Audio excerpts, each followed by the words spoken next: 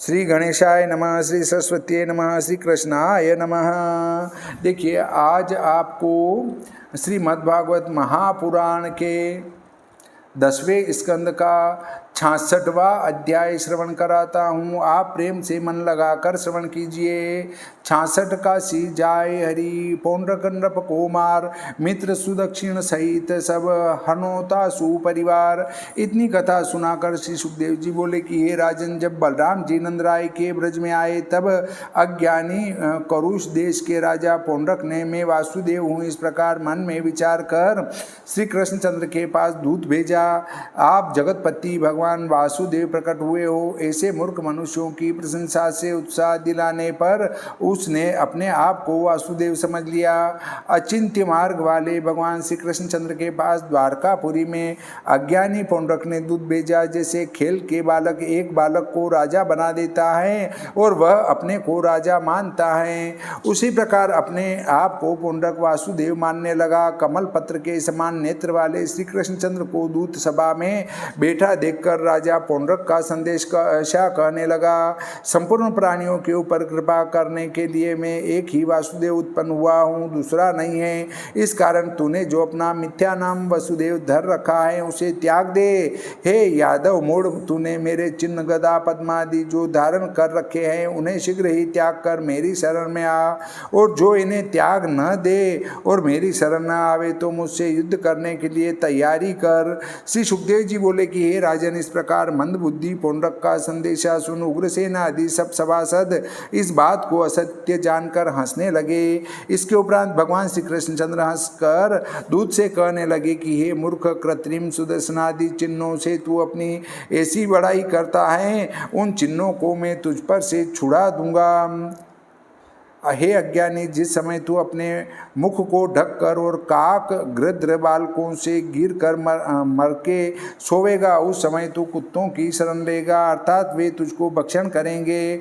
उस समय जो श्री कृष्णचंद्र ने अनादर करके कहा तो उसी प्रकार दूत ने अपने स्वामी मिथ्या वासुदेव से आकर सब कहा, और श्री कृष्णचंद्र भी रथ में चढ़कर काशीपुरी को गए, क्योंकि उस समय पौंड्रक भी अपने मित्र काशी नरेश के यहाँ आया था, इसलिए श्री कृष्णचंद्र भी वहाँ पहुँचे। हे राजा परीक्षित, उस समय महारथी पौंड्रक श्री कृष्णचंद्र के युद्ध का उद्यम जान 2 अक्षोहिणी सेना संग लेकर शीघ्र ही काशीपुरी से बाहर निकला। उस पौंड्रक का मित्र काशी नरेश मित्र की सहायता करने के लिए पीछे से आया। तब 3 अक्षोहिणी सेना संग लिए पौंड्रक को भगवान श्री कृष्णचंद्र ने देखा, जो शंख चक्र तलवार गदा धनुष भृगुलता आदि चिन्ह युक्त और कौस्तुभमणि धारण किए वनमाला से दीप्यमान है। रेशमी पीली धोती ऊपर ना पहने, गरुड़ ध्वज बड़े को मोल का मुकुट और आभूषण पहने, मकराकृत कुंडलों से प्रकाशमान है। श्री सुखदेव जी बोले कि हे भरतवंशावतंस परीक्षित, जैसे रणभूमि में वेश बनाकर नट आता है, उसी प्रकार अपने समान वेश बनाए मिथ्या वासुदेव को देखकर श्री कृष्णचंद्र हंसने लगे, क्योंकि नकली ने ज्यों की त्यों नकल उतारी थी। शंका होती है कि योगियों को बड़े दुख से प्राप्त होने योग्य जो भगवान वासुदेव का रूप, उस रूप को पौंड्रक नाम राजा क्यों प्राप्त हुआ। इसका उत्तर है कि पूर्व जन्म में पौंड्रक नाम राजा ने भगवान का बड़ा भारी तप किया था। तब भगवान प्रसन्न होकर वर देने को आए। तब उसने यह वरदान मांगा कि आपका स्वरूप बनाने की बुद्धि मुझको दीजिए और आपके हाथ से मेरी मृत्यु हो। तब भगवान ने यह वरदान दिया, इसलिए पौंड्रक ने भगवान का रूप बनाया था। उसको भगवान से वरदान ही मांगा था पूर्व जन्म में।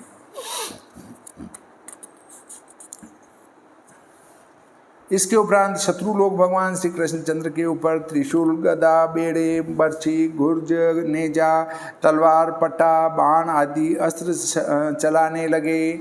जैसे प्रलयाग्नि जरायुज स्वेदज अंडज पिंडज इन 4 प्रकार के प्राणियों को पीड़ा देती हैं, उसी प्रकार भगवान वासुदेव मिथ्या वासुदेव और काशी नरेश व उनके हाथी घोड़े प्यादे इत्यादि संपूर्ण चतुरंगिणी सेना को गदा तलवार चक्र और बाण आदि से पीड़ा देने लगे।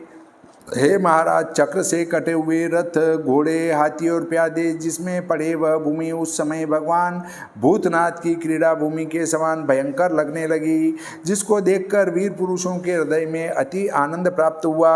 सेना मारने के उपरांत शूरवंशोत्पन्न श्री कृष्णचंद्र क्रोधित होकर पौंड्रक से कहने लगे कि हे पापिष्ठ, जो तूने दूध से कहलाया था वह शस्त्र अब मुझ पर ही छोड़ता हूँ, तुझ पर अब वह शस्त्र अब तुझ पर ही छोड़ता हूँ।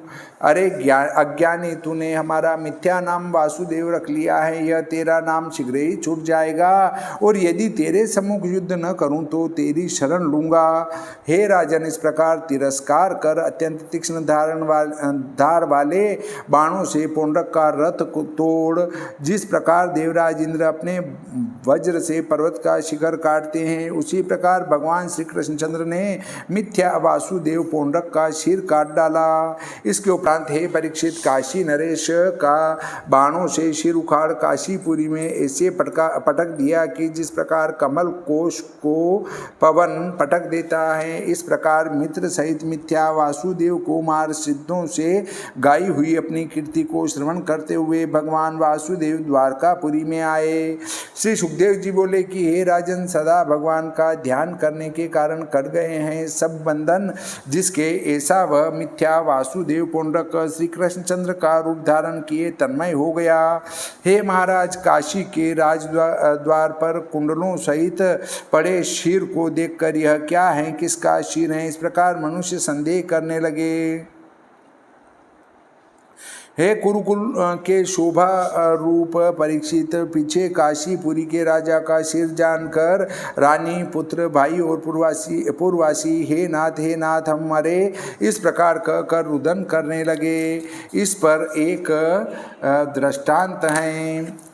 एक बनिए ने देखी अपनी दंडी तोड़नी छोड़ दी और चोरों के साथ रह कमर बांध चोरी करने लगा। अपने मन में विचार किया कि भला रोजगार है, घड़ी भर में ही हजारों का माल मिल जाता है, सो कहीं किसी चोरों के संग कुमल सेंध दे भीतर घुसे तो जाग हो गई। राजा के सिर ही सिपाही दौड़ पड़े, सो वह चोर तो संग के सब रफू चक्कर हो गए, परंतु इस बनिए से न भागा गया। तब निकट ही एक तालाब में तलवार डाल वह बनिया जल में घुसा। अब सिपाहियों को चोर तो मिले नहीं और प्यास लगी तो वह तालाब के निकट आए, सो वहाँ लाला को देखकर पकड़ा कि तुम यहाँ कैसे आए। बनिया बोला कि महाराज, मैं शौच के लिए यहाँ आया था, सो चोरों को देखकर डर के मारे तालाब में घुस गया। फिर आपसे डरा कि कहीं चोर जानकर मुझे भी न पकड़ ले, और चोरों को मैंने पहचान लिया, जिनके नाम भी आपको बतलाता हूँ। परसा, सेहू, रामसा, फकीरा, उदा, लल्ला, बांके शंकर, सिपाही लाल, ज्ञानी, बाजू सिंह, मुन्ना लाल, चोखे, गोरी और मक्खन इत्यादि 50 आदमियों के नाम लिखवा कर सबको पकड़वा दिया। और अब बनिए पर भी गंगाराम घूमे, इसलिए अपना छोड़कर पराया काम नहीं करना चाहिए। देखो, पराया काम करने से पौंड्रक मारा गया।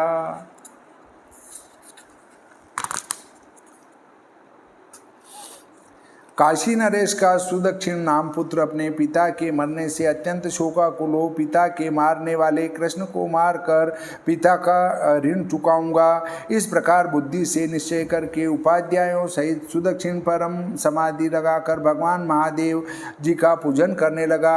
विशेष करके मुक्त भगवान भूतेश्वर प्रसन्न होकर सुदक्षिण वर मांग इस प्रकार कहने लगे। तब सुदक्षिण ने पिता के मारने वाले के मारने का उपाय बताओ, यह वर मांगा। तब भगवान भोलेनाथ बोले कि तू ब्राह्मणों के संग ऋत्विक के समान आज्ञाकारी दक्षिणाग्नि का मारण की विधि से पूजन कर, वह अग्नि प्रमथों के साथ तेरे सब मनोरथों को पूर्ण करेगा। परंतु यह प्रयोग ब्राह्मण की भक्ति से रहित पुरुष पर चलावेगा तो तेरा संकल्प सिद्ध होगा, अर्थात श्री कृष्णचंद्र पर चलावेगा तो उल्टा पड़ेगा, क्योंकि वह तो ब्राह्मणों की सेवा करने वाले और उनके अत्यंत अत्यंत प्रिय हैं। इस प्रकार आज्ञा पाकर नियम ग्रहण कर सुदक्षिण श्री कृष्ण की घात और उनके मारने के लिए जैसे शिव जी ने आज्ञा दी थी उसी प्रकार करने लगा। हे राजन, तब कुंड में से अत्यंत भयानक मूर्तिमान अग्नि निकला, जिसकी तप्त ताम्र के समान शिखा और दाढ़ी मूछें थी, नेत्र और मुख से अंगारे उगलता था, जिसका मुख दाढ़ और बड़ी तीक्ष्ण प्रकुटी दंड से विकराल है। इस प्रकार अपनी जीभ से होठों को चाटता, नग्न और देदीप्यमान त्रिशूल को घुमाता, बड़े ताल के समान लंबे पांवों से पृथ्वी को कंपायमान और दशों दिशाओं को चलाता, भूत प्रेतों को संग लिए वह अग्नि द्वारकापुरी में पहुंची। वन के जलने से मृग जैसा त्रास पाते हैं, ऐसी कृत्याग्नि को देखकर उसी प्रकार सब द्वारकावासी लोग त्रास पाने लगे और वे सब भयभीत हो सभा में पासों से खेलते श्री कृष्णचंद्र से जाकर कहने लगे कि हे त्रिलोकीनाथ, अग्नि से सब पूरी भस्म हुई जाती हैं, इसकी रक्षा करो। मनुष्यों की अधिक व्याकुलता सुन और अपने पूर्ववासियों की घबराहट देखकर शरणागतों के रक्षक श्री कृष्णचंद्र हंसकर भय मत करो, मैं रक्षा करूंगा, इस प्रकार कहने लगे। सबके भीतर बाहर के देखने वाले सामर्थ्यवान श्री कृष्णचंद्र उसे श्री महादेव जी की कृत्याग्नि जान उसका नाश करने के लिए समीप ही खड़े हुए चक्र से आज्ञा करने लगे। करोड़ सूर्य के समान तेजस्वी प्रलय काल की अग्नि के तुल्य कांतिमान अपने तेज से आकाश, दिशा, स्वर्ग और पृथ्वी को प्रकाशमान करता भगवान का अस्त्र सुदर्शन चक्र उस अग्नि को पीड़ा देने लगा। हे नपोत्तम परीक्षित, श्री कृष्णचंद्र के अस्त्र के तेज से प्रतिहित और भग्नमुख होकर वह अग्नि पीछे को लौट गई और काशी में आकर यज्ञ कराने वाले ऋत्विजों सहित सुदक्षिण को जलाने लगी, क्योंकि अपना किया व्यभिचार हैं। इसका यही स्वभाव है कि जो शत्रु पर चल जाए तो चल जाए, नहीं तो चलावे उसको ही भस्म करे। सुदक्षिण को क्षण मात्र में भस्म कर दिया। उस अग्नि के पीछे पीछे आकर श्री कृष्णचंद्र के चक्र ने मंचान सहित सभा, हवेली, दुकानपुर के दरवाजे और खजाने सहित अटारी, कोठे, घोड़े, अनिन की शाला वाली काशीपुरी को क्षण मात्र में भस्म कर दिया। सरल कर्मा भगवान श्री कृष्णचंद्र का सुदर्शन चक्र संपूर्ण काशी को भस्म कर फिर निकट आकर खड़ा हो गया। श्री सुखदेव जी बोले कि हे महाभागवत परीक्षित, उत्तम श्लोक भगवान श्री कृष्णचंद्र का यह पराक्रम जो मनुष्य सावधान होकर श्रवण करते हैं अथवा औरों को श्रवण कराते हैं वे संपूर्ण पापों से छूट जाते हैं। श्रीमद्भागवते महापुराणे दशम स्कंदे उत्तरार्धे भाषाटिकायां पौंड्रकादिवद्वर्णनं नाम षट्षष्टितमो अध्यायः। श्री कृष्णचंद्र भगवान की जय, सरस्वती मैया की जय, गणपति जी महाराज की जय, श्री रामचंद्र भगवान की जय, बजरंग बली की जय।